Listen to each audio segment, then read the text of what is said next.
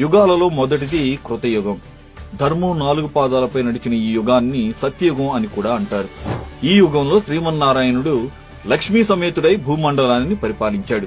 దీని కాల పరిమాణం 17,28,000 సంవత్సరాలు. ఈ యుగంలో ప్రజలు ఎలాంటి బాధలు లేకుండా సుఖ సంతోషాలతో మంచి మానవత్వంతో నిస్వార్థంగా జీవించారు. ఎలాంటి అనారోగ్య సమస్యలు కూడా ఉండేవి కావు.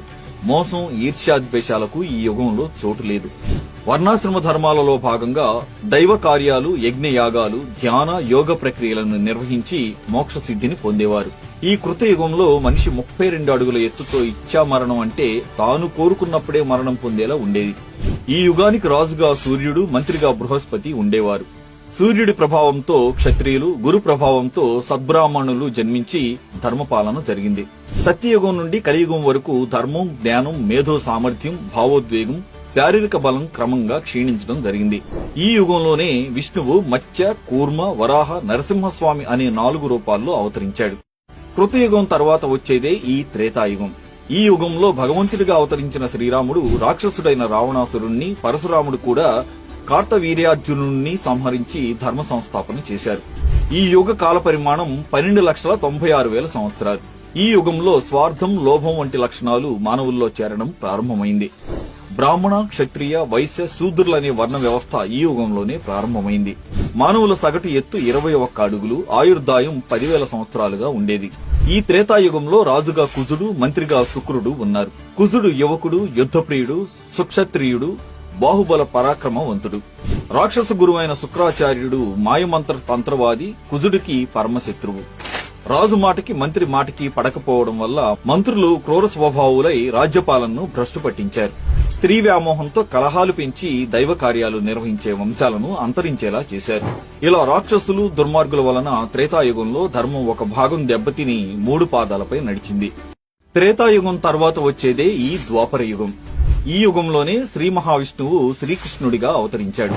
దీని కాల పరిమాణం 8,64,000 సంవత్సరాలు. ఈ యుగంలో మానవుడు స్వార్థం, ఈర్ష్య, అసూయ వంటి అవలక్షణాలను పుణికిపుచ్చుకుని ఎన్నో అధర్మాలకు పాల్పడ్డాడు.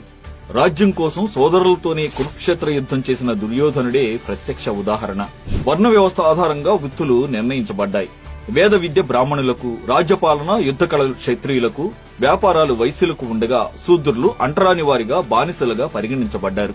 వేదాలను ఋగ్వేదం, సామవేదం, యజుర్వేదం, అథర్వణ వేదం అనే 4 భాగాలుగా వర్గీకరించారు. ఈ వర్గీకరణ కారణంగా విభిన్న వృత్తులు, కార్యకలాపాలు ఉనికిలోకొచ్చాయి. ఈ యుగంలో మానవుడి ఎత్తు 10 అడుగులు, ఆయుర్దాయం 1000 సంవత్సరాలుగా ఉండేది. ద్వాపర యుగంలో రాజుగా చంద్రుడు, మంత్రిగా బుధుడు ఉన్నారు. చంద్రుడిది గురువర్గం, బుధుడిది శనివర్గం అవ్వడం వల్ల ఒకరంటే ఒకరికి పడదు. దుష్టులను నాశనం చేయడానికి స్వయంగా భగవంతుడే శ్రీకృష్ణుడిగా అవతరించి పాండవులకు తోడుగా కురుక్షేత్ర యుద్ధాన్ని నడిపి ధర్మాన్ని కాపాడాడు. ఈ యుగంలో ధర్మం 2 భాగాలు నశించి కలియుగం ప్రారంభమైంది. ద్వాపర యుగం తర్వాత వచ్చే కలియుగం కాలపరిమితి 4,32,000 సంవత్సరాలు. అందులో సుమారు 5,000 సంవత్సరాలు గడిచిపోయాయి. మనం ప్రస్తుతం ఉన్న యుగమే కలియుగం. ఈ కలియుగానికి రాజు శని, మంత్రులు రాహుకేతువులు. రాహుకేతువులిద్దరికీ ఒకరంటే ఒకరికి పడదు. రాహువు శనికి మిత్రుడు. ఈ కాలంలో హింసా సిద్ధాంతం ఎక్కువయింది. అధర్మంతో పాటు కుల, మత, ప్రాంతీయ ద్వేషాలు పెరిగాయి. మంచివారు దుర్మార్గులచే పీడించబడుతున్నారు. విలువలు పతనమై కామ, క్రోధ, లోభాలు, స్వార్థం, అసూయ, ఈర్ష్యాద్వేషాలు ఉచ్చస్థితికి చేరి ఎన్నో దారుణాలకు మానవులు పాల్పడుతున్నారు.